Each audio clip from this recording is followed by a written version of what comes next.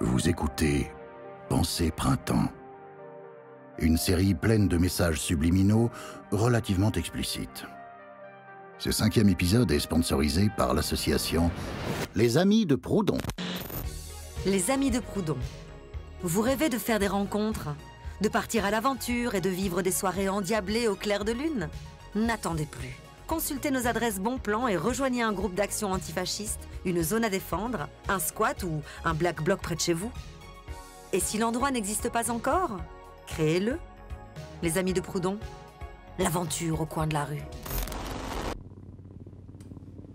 Et maintenant, Alors, test 1, 2, c'est bon? votre épisode. C'est bon, vous m'entendez? Ok, alors, vous connaissez le principe. On fait tourner le micro et vous prenez la parole à tour de rôle. Est-ce que... Jacqueline, tu veux commencer? Non, n'aie pas peur. À part moi, personne n'est là pour te juger. Allez, prends le micro, on t'écoute. Merci. Bonjour à tous. Je m'appelle Jacqueline. Bonjour, Jacqueline. Bonjour. Alors moi, si je suis devant vous aujourd'hui, c'est parce que j'ai déclenché un incendie dans mon entreprise. Bravo, Jacqueline. Il n'y a pas eu de blessés, je vous rassure. On s'est arrangé pour jeter les cocktails Molotov là, après les horaires de bureau. Hein, ça, fais attention. Est-ce que tu peux nous expliquer les raisons de ton geste? Bien sûr, oui. Mais voilà, moi je suis aide à domicile. Mes horaires sont décousus, je suis sous-payé.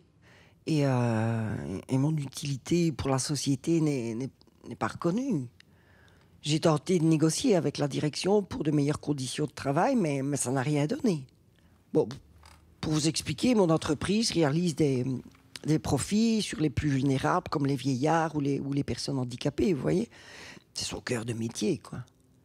Alors, ils n'ont aucun intérêt à nous augmenter. C'est ça, quoi. Et donc, tu es passé à l'action. Voilà.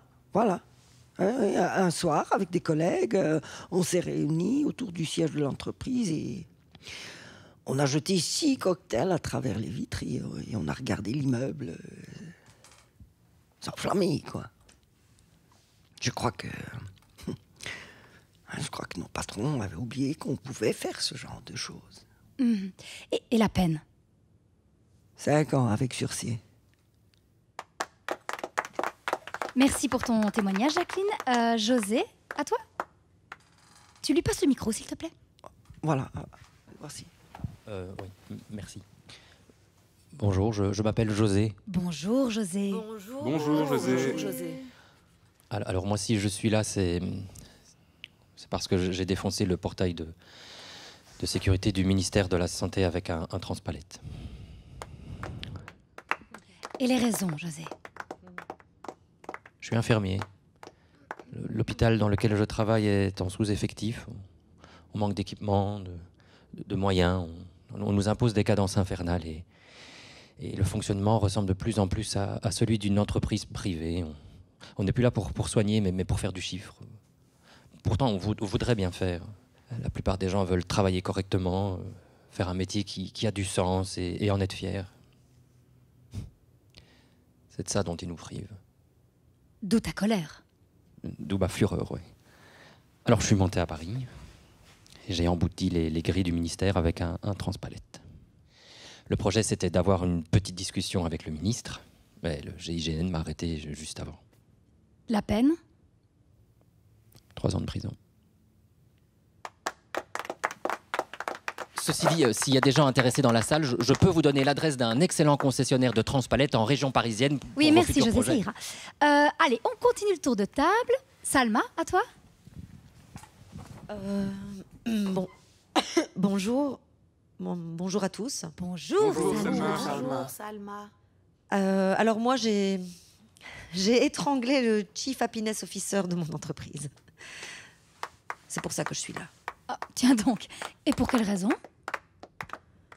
Je travaille dans une régie publicitaire et mon job consiste à persuader les gens d'acheter des produits dont ils n'ont pas besoin, en utilisant des techniques de propagande neurologique on appelle ça marketing. Mais l'inutilité de mon travail m'a rendue dépressive. Alors on m'a dirigée vers le Chief Happiness Officer pour qu'il me réconforte dans ses bras, mais en le voyant, j'ai eu l'impression qu'on me tendait un miroir. Il était aussi vide que moi. Alors j'ai tenté de l'étrangler. Le problème, c'est qu'il a survécu. Mais attends, mais tu as quand même été condamné. Oui. 4 ans d'emprisonnement et 15 000 € d'amende. Voilà. Merci, Salma. Alors, qui d'autre veut prendre la parole? Ah, Thomas, ne fais pas ton timide. Allez, à toi, vas-y. Merci. Bonjour. Bonjour, Thomas. Bonjour, Thomas. Moi, j'ai rien à faire là. J'ai écrasé un piéton sans le faire exprès, c'est tout. Non, attendez, pas d'applaudissements. Pourquoi as-tu écrasé un piéton, Thomas? Parce que je suis retraité. Non, ça, ce n'est pas une excuse suffisante. La vérité, c'est que j'ai une pension sous le seuil de pauvreté, alors je travaille le soir comme caissier dans une supérette. Enfin, je travaillais. Je prends le produit, je scanne le produit, je pose le produit. Je prends le produit, je scanne le produit, je pose le produit. Sauf que le mois dernier, on m'a licencié sous prétexte que je tenais plus la cadence. Alors, moi, j'ai ouvert une fenêtre, j'ai grimpé sur un escabeau et j'ai sauté du 5e étage. Mais j'ai mal calculé mon coup. Je suis tombé sur un piéton. Il a amorti ma chute et ça l'a tué sur le coup. Moi, j'ai survécu. Et laisse-moi deviner, homicide involontaire. Exactement. 65 000 € d'amende et 2 ans ferme. Mais formidable, formidable.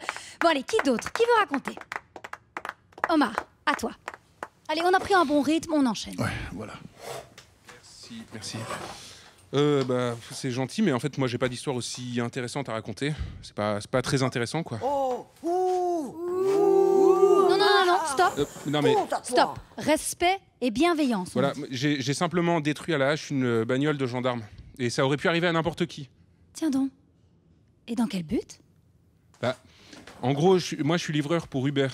Du coup, je sais pas, vous le savez peut-être pas, je vous explique, mais j'ai pas droit au congé payé, j'ai pas droit au SMIC, ni à la mutuelle d'ailleurs, ni à la médecine du travail, ni aux arrêts maladie par exemple, ni à la protection contre les accidents du travail, ni au repos hebdomadaire, ni au respect de la durée maximale du travail. Que dalle, pour résumer. Oh. Et voilà, et pour chaque livraison en retard, ils me foutent une pénalité. Du coup, je suis un peu obligé de rouler aussi vite que possible. Sauf que l'autre coup, les gendarmes m'ont chopé, ils m'ont surpris à griller un feu et ils m'ont verbalisé. Et donc ils m'ont retiré mon permis. Et c'est là que tu as vu rouge. Si je peux me permettre un trait d'humour. Oui, sauf que moi, vous devez comprendre, moi sans permis, j'ai plus de travail, j'ai plus de boulot. Alors une nuit, je me suis un peu chauffé, je suis allé devant la gendarmerie et j'ai désossé un de leurs véhicules avec une hache. Pour me soulager, quoi. Juste pour me soulager. Conséquence? La conséquence, je suis enfermé ici avec vous, c'est ça la conséquence. Merci Omar. Je crois qu'on arrive au bout. On va finir avec toi, Ariane. Allez, passez-lui le micro. On t'écoute, Ariane. Bonjour, je m'appelle Ariane et je n'ai pas commis... Bonjour Ariane. Oui, bonjour. Je disais, donc moi je n'ai pas commis de crime. Mon mari m'a quittée, alors j'élève seule mes enfants à la maison. Enfin, c'est mon travail. Et que personne ne s'avise de dire que ce n'est pas un travail. Il n'y a pas de salaire, mais je contribue à la société, donc c'est un travail. Quoi? Qu'est-ce qui vous fait rire? Mais ça n'a rien de drôle, hein. Enfin, on vous a tellement bourré le mou que vous ne savez même plus ce que le mot travail veut dire. Non mais arrêtez de rire. On vous a retourné la tête et maintenant vous pensez tous de travers. Oh, merci, c'est formidable, c'est merveilleux. Par contre, tu connais la règle, pas de politique ici. Pas de politique? Mais vous voulez rire? Mais il n'y a que ça dans tout ce qu'on dit depuis tout à l'heure. L'âge de votre mort dépend de votre travail. Le temps que vous consacrez à vos gosses dépend de votre travail. La nourriture que vous achetez, les vacances que vous n'aurez jamais, l'infarctus, le crédit, le mépris. Tout est lié à votre travail. Boring. Non, tous ici autour de la table, vous êtes là parce qu'on vous a poussé à bout, mais c'est pas votre faute. Écoutez-moi, c'est pas votre faute. On vous a fait croire que vos employeurs étaient méritants parce qu'ils travaillaient dur. Mais la vérité, c'est que c'est vous qui travaillez dur. Beaucoup plus qu'eux. La plupart de ceux qui vous emploient n'ont qu'un seul mérite, c'est d'être nés du bon côté. Et ils se donnent le beau rôle, évidemment. Hein. En vous critiquant parce que vous avez osé recourir à la violence. Ils s'offusquent, ils prennent des airs outrés, ils bombent le torse, ils disent « La violence est intolérable dans un État démocratique. » Non mais oh, et nous? Tu crois que ça nous plaît, la violence? Non mais si tous les moyens de contestation sont bouchés, il nous reste quoi? Il nous reste quoi à part ça? Comment on se fait entendre? Parce que le coût de la violence, on le connaît. On sait ce qu'on risque à bloquer une usine ou brûler des pneus. La facture, ils nous l'envoient. Dès qu'on lève le petit doigt, ils ne tolèrent pas qu'on soit violent. Ça les dégoûte, ça les terrifie. La seule violence qu'ils acceptent, c'est celle qu'on dirige contre nous-mêmes. C'est le suicide, c'est la dépression, c'est le fait de s'accuser soi-même ou d'accuser ceux qui nous ressemblent.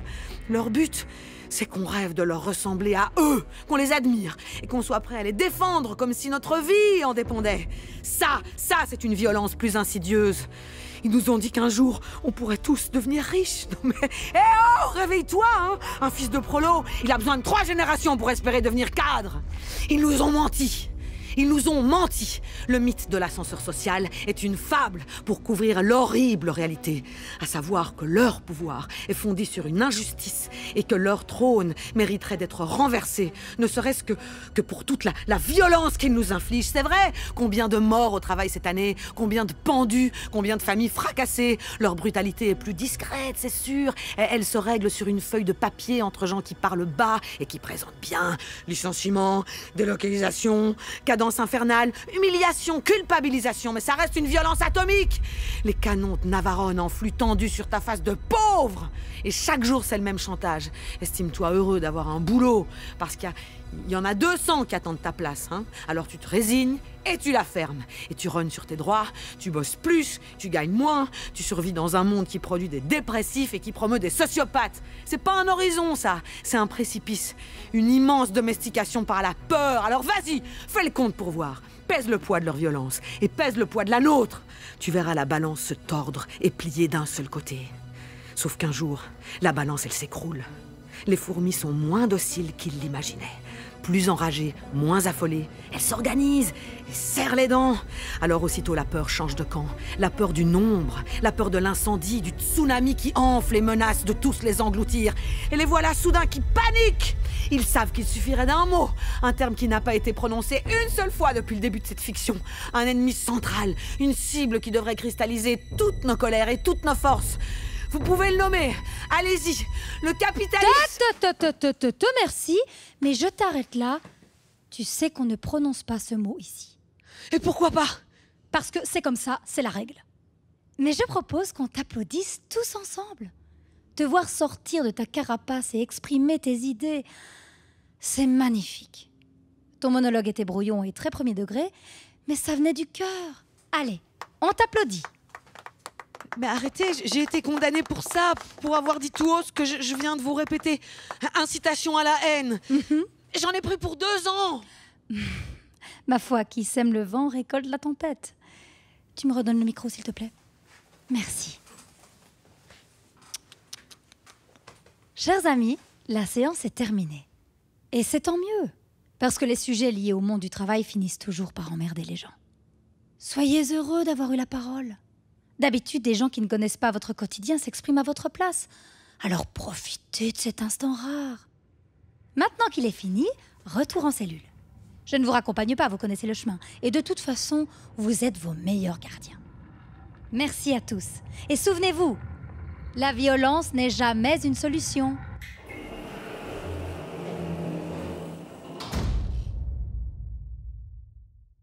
Seulement un moyen.